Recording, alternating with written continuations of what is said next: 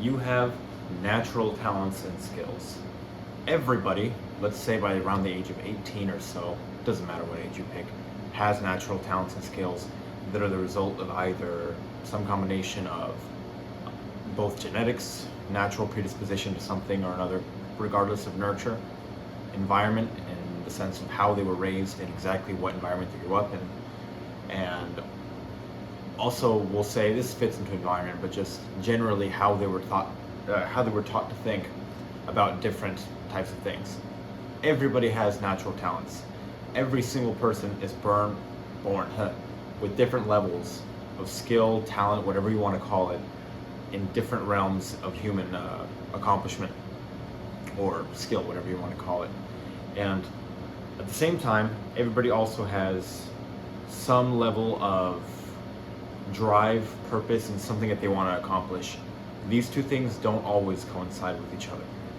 You might have immense skill in an area, and you might have a purpose and mission that you've committed to or that you feel very strongly about that isn't exactly lined up with those skills. But at the same time, the tough thing is you can't entirely control where your natural talents and skills are. Because when I say natural talents and skills, I'm not talking about something that you work very hard on to become good at, though resilience and perseverance itself could be considered an inherited talent and skill. I think it's very important to be realistic about that when we're talking about the talent versus discipline argument, because discipline itself, willpower, motivation, drive, in and of itself is actually a talent, believe it or not. It's not necessarily something you can always train, though obviously you can train it to a very large extent, and you should be thinking about how you can increase. Obviously nobody really has like very strong discipline to just do the right thing perfectly all day, every day, without any training or practice, right? That's not what we mean.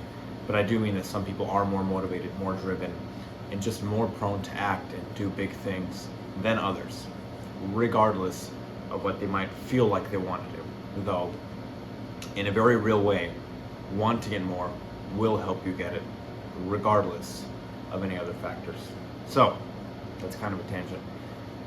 But what am I trying to get at with this? I'm trying to get at that there is, in fact, a trade-off between effort that you want to put in other words, something that you want, your mission, whether it's on a superficial level or if it's your most top of the value hierarchy driven purpose and mission. But basically, my meta point here, since I'm going to do this rather crudely and can't think of a better way to articulate this, is that they don't always coincide. So my point here is that when you're trying to determine what you care about, that is a different argument entirely than you trying to determine what you're best at. And I think the ideal situation is to find a way to marry the two and to find a way to make your natural talents and something that you naturally have more of fit into what exactly it is that you want to do. Because the brutal truth of the matter is that everybody is not built equal. People have very different skill levels, not only in different areas, but there are people that just not even, everybody wants to complain and pretend that everybody that's, let's say, rich, successful, smart, handsome, super fit, whatever, had some sort of pre-gifted advantage, and often they do. But at the same time,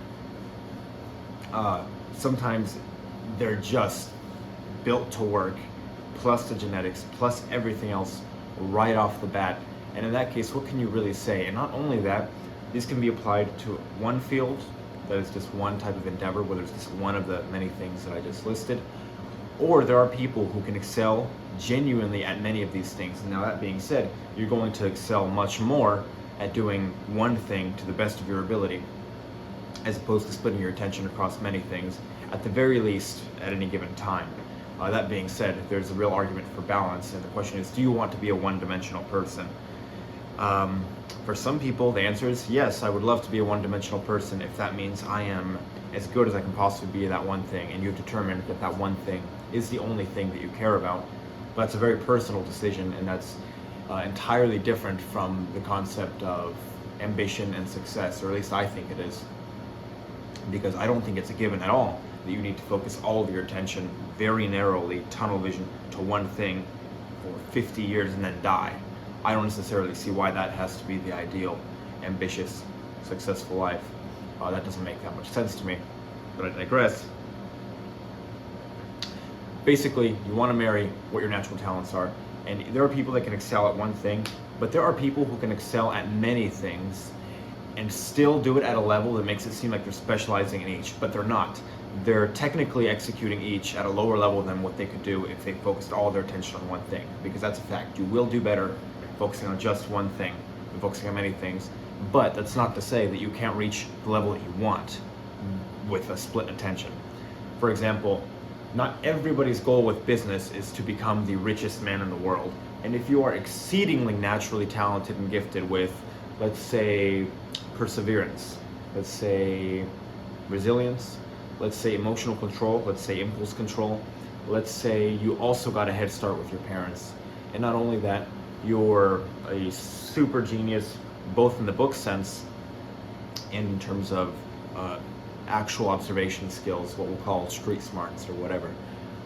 If you have all of those traits and you want to become the richest man in the world, you kind of need to have all that just to have a chance, or well, at least that's what we'll say for the point of illustrating what I'm trying to illustrate.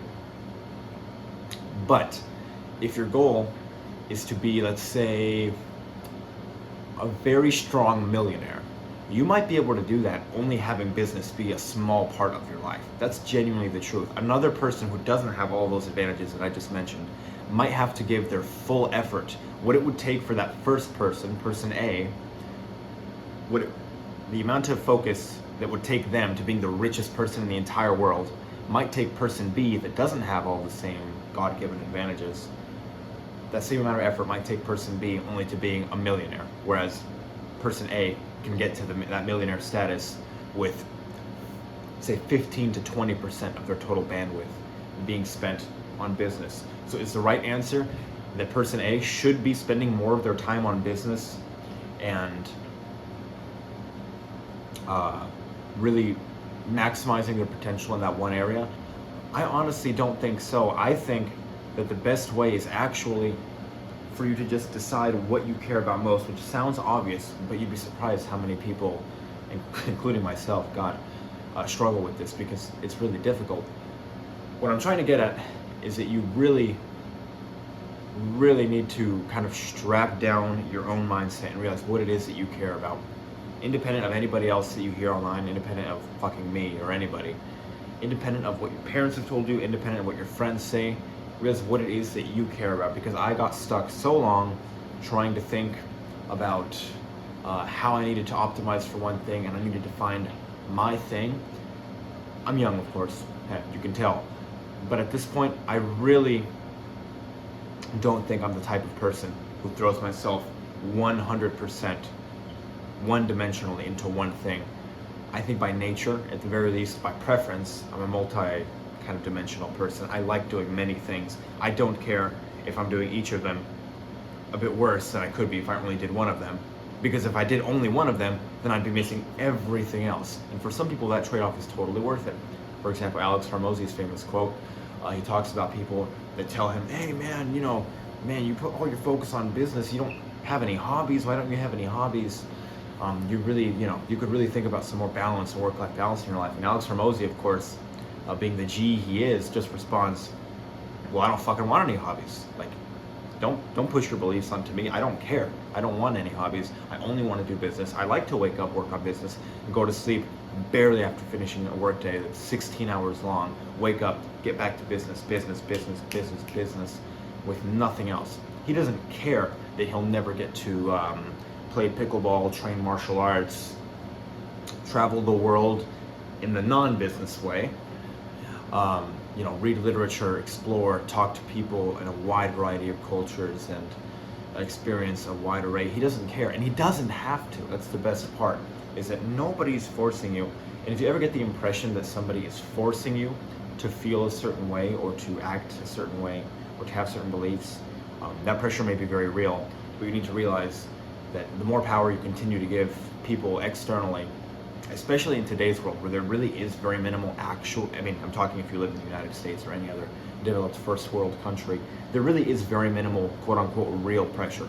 Like, you're not going to get, realistically, and almost generally speaking, you're not going to get picked up off the streets and have somebody forcibly make you do something in terms of legally, politically. Like, we're stable enough right now that most of the boundaries we have are made up. Our society is getting softer, which is of course the natural result of progress and development over time. It's a good thing, but it's very good to keep perspective at the same time that nobody's making you do anything. Even in the United States, if you go fucking homeless, which is very bad, and we don't have the support systems we need for a lot of homeless people, just as a side note, but it's actually very unlikely you starve to death in the United States, even if you're completely homeless. And that's the actual truth.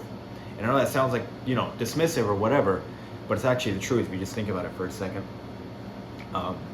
You'll kind of live. No matter how bad you fuck up, you will live.